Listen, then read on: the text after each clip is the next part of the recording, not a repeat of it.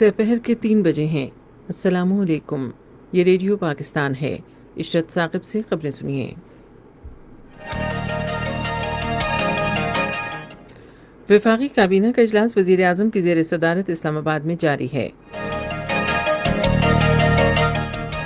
گزشتہ 24 گھنٹے کے دوران ملک میں کرونا وائرس کے باعث 24 افراد جاں بحق، جبکہ مزید 1315 افراد میں وائرس کی تشخیص ہوئی ہے۔ غربت کے خاتمے کے بارے میں وزیر اعظم کی معاون خصوصی نے کہا ہے کہ بائیو میٹرک شناخت کا عمل مکمل کرنے اور موت کا اندراج کرانے کے لیے احساس ایمرجنسی کیش پروگرام سے استفادہ کرنے والوں کے لیے آسان حل 24 گھنٹے کے اندر فراہم کیا جائے گا۔ ناگہانی آفات سے نمٹنے کا قومی ادارہ تفتان، چمن اور طورخم سرحدوں پر 3 قرنطینہ مراکز قائم کر رہا ہے۔ بلوچستان کی حکومت نے جاری لاک ڈاؤن میں مزید 15 دن کی توسیع کا فیصلہ کیا ہے، جس کا اطلاق آج سے ہو گیا ہے۔ پاکستان نے کنٹرول لائن پر شہری آبادی والے علاقوں کو نشانہ بنانے پر بھارت سے ایک بار پھر شدید احتجاج کیا ہے۔ اور افغانستان کے صوبے بلخ میں آج فوجی کارروائی کے دوران 15 طالبان عسکریت پسند ہلاک ہو گئے۔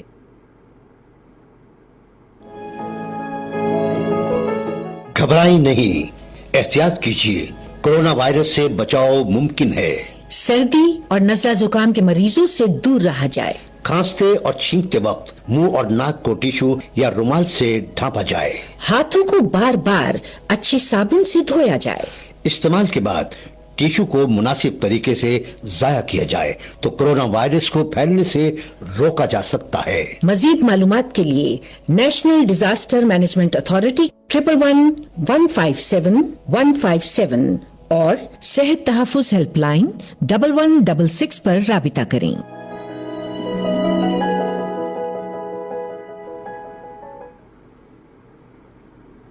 خبریں اب تفصیل کے ساتھ۔ وفاقی کابینہ کا اجلاس اسلام آباد میں جاری ہے۔ وزیر اعظم عمران خان صدارت کر رہے ہیں۔ ملک میں گزشتہ 24 گھنٹے میں کرونا وائرس کے باعث 24 افراد جاں بحق، جبکہ مزید 1315 افراد میں وائرس کی تشخیص ہوئی ہے۔ ملک میں کرونا وائرس سے متاثرہ مریضوں کی مجموعی تعداد 21,501 ہو گئی ہے۔ سندھ میں 7,882 افراد، پنجاب میں 8,103، خیبر پختونخوا میں 3,288، بلوچستان میں 1,321، وفاقی دارالحکومت اسلام آباد میں 464، گلگت بلتستان میں 372 اور آزاد کشمیر میں 71 افراد میں وائرس کی تشخیص ہوئی ہے۔ ملک بھر میں وائرس سے متاثرہ 5,700 سے زیادہ مریض صحت یاب ہو گئے ہیں۔ غربت کے خاتمے کے بارے میں وزیر اعظم کی معاون خصوصی ڈاکٹر ثانیہ نشتر نے کہا ہے کہ بائیو میٹرک شناخت کا عمل مکمل کرنے اور موت کا اندراج کرانے کے لیے احساس ایمرجنسی کیش پروگرام سے استفادہ کرنے والوں کے لیے آسان حل 24 گھنٹے کے اندر فراہم کیا جائے گا۔ ایک ٹویٹ میں انہوں نے کہا کہ موت کے اندراج کے لیے 50 روپے کی فیس بھی ختم کر دی گئی ہے۔ ڈاکٹر ثانیہ نشتر نے کہا کہ احساس ایمرجنسی کیش پروگرام سے استفادہ کرنے والوں کو درپیش بائیو میٹرک تصدیق کی مشکلات کے باعث نادرا کے دفاتر کھولنا اشد ضروری ہے۔ انہوں نے اموات سرٹیفکیٹ کے اجراء کے عمل کی مدت 7 دن سے کم کر کے 24 گھنٹے کرنے پر نادرا کی تعریف کی، جو نقد امداد وصول کرنے والوں کی بڑی خدمت ہے۔ ناگہانی آفات سے نمٹنے کا قومی ادارہ تفتان، چمن اور طورخم کی سرحدوں پر 3 قرنطینہ مراکز قائم کر رہا ہے، جہاں 1200 کمروں کی گنجائش ہے۔ NDMA کے ترجمان کے مطابق تفتان میں 600 کمروں پر مشتمل ایک قرنطینہ مرکز قائم کیا جا رہا ہے، جبکہ چمن اور طورخم کے مراکز میں 300 کمرے ہوں گے۔ انہوں نے کہا کہ طورخم میں قرنطینہ کی سہولت کا کام مکمل کر کے اسے مقامی انتظامیہ کے حوالے کر دیا گیا ہے۔ ترجمان نے کہا کہ تفتان اور چمن میں قرنطینہ مراکز جلد مکمل کر لیے جائیں گے۔ پنجاب کے گورنر چودھری محمد سرور نے کہا ہے کہ کرونا وائرس کو پھیلنے سے روکنے کے لیے عوام کے رویے میں تبدیلی لانے کی اشد ضرورت ہے۔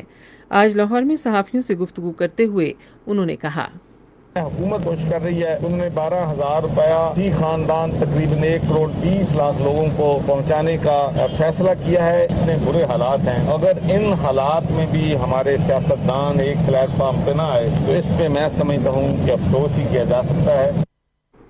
پنجاب کے وزیر اعلیٰ سردار عثمان بزدار نے صوبے کے فنکاروں کے لیے مالیاتی امدادی پیکج کی منظوری دی ہے۔ انہوں نے ایک بیان میں کہا کہ پیکج کے تحت مستحق فنکاروں کو 15,000 سے 20,000 روپے کی مالی امداد دی جائے گی۔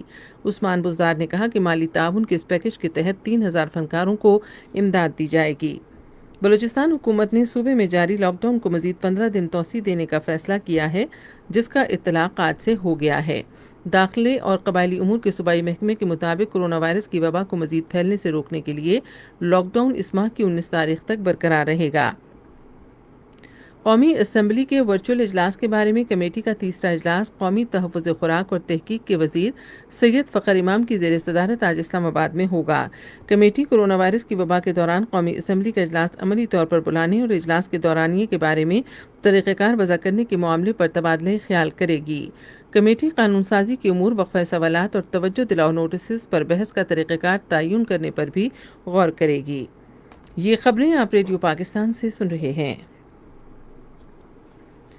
صدر ڈاکٹر عارف علوی نے کہا ہے کہ کرونا وائرس کے بحران کی آڑ میں مقبوضہ کشمیر کے مسئلے کو پس پش ڈالنے کی کوششیں کی جا رہی ہیں۔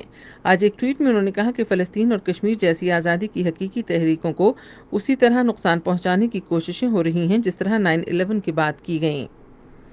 گلگت بلتستان کے گورنر راجہ جلال حسین مقپون نے گلگت بلتستان کے بارے میں بھارت کے دعوے کی مذمت کی ہے۔ ایک بیان میں انہوں نے کہا کہ بھارتی حکومت ایسے بے بنیاد بیان دے کر دنیا کی توجہ مقبوضہ کشمیر سے ہٹانا چاہتی ہے، جہاں کشمیریوں کو تشدد کا نشانہ بنایا اور شہید کیا جا رہا ہے۔ دفتر خارجہ نے آج بھارت کے ایک اعلیٰ سفارتکار کو طلب کیا اور بھارت کی جانب سے کنٹرول لائن پر جنگ بندی کی خلاف ورزیوں پر پاکستان کا سخت احتجاج ریکارڈ کروایا ہے۔ ان خلاف ورزیوں کے نتیجے میں 6 بے گناہ شہری شدید زخمی ہو گئے ہیں۔ قابض بھارتی فوج کی اندھا دھند اور بلا اشتعال فائرنگ کے نتیجے میں کھولیاں اور بنڈالہ کے دیہات کی خواتین سمیت 6 افراد زخمی ہوئے۔ قابض بھارتی فوج کنٹرول لائن اور ورکنگ باؤنڈری پر شہری آبادی والے علاقوں کو توپ خانے، بھاری موٹر گولوں اور خودکار ہتھیاروں سے مسلسل نشانہ بنا رہی ہے۔ مقبوضہ کشمیر میں بھارتی حکام نے کرونا وائرس کی وبا سے پیدا ہونے والی صورتحال کی بنیاد پر پوری مقبوضہ وادی اور جموں کے 3 ضلعوں کو خطرناک علاقے قرار دیا ہے۔ ان علاقوں کو ریڈ زون قرار دینے کے احکامات چیف سیکرٹری BVR سبرامنین نے جاری کیے ہیں۔ مقبوضہ جموں کشمیر کی انتظامیہ کی جانب سے جاری احکامات کے مطابق 10 ضلعوں پر مشتمل پوری وادی کشمیر کو خطرناک علاقہ قرار دے دیا گیا ہے۔ ادھر مقبوضہ کشمیر میں بھارت کی فضائی مودی حکومت کی طرف سے گزشتہ سال 5 اگست کو شروع کیے گئے مسلسل فوجی محاصرے اور سخت لاک ڈاؤن کو آج 9 ماہ مکمل ہو گئے ہیں۔ کشمیر میڈیا سروس کی شعبہ تحقیق کی طرف سے جاری کی گئی ایک رپورٹ میں آج کہا گیا ہے کہ عالمی اصولوں کے منافی ہائی سپیڈ انٹرنیٹ کی سہولت پر مسلسل پابندی سے کشمیری عوام کورونا وائرس سے متعلق مفید معلومات سے محروم ہیں۔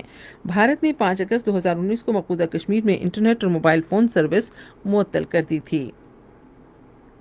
افغانستان کے صوبے بلخ کے ضلع کوشندی میں طالبان کے اجتماع پر فوجی طیاروں کے حملے میں اہم سرغنہ ملا یعقوب سمیت 15 طالبان عسکریت پسند ہلاک ہو گئے ہیں۔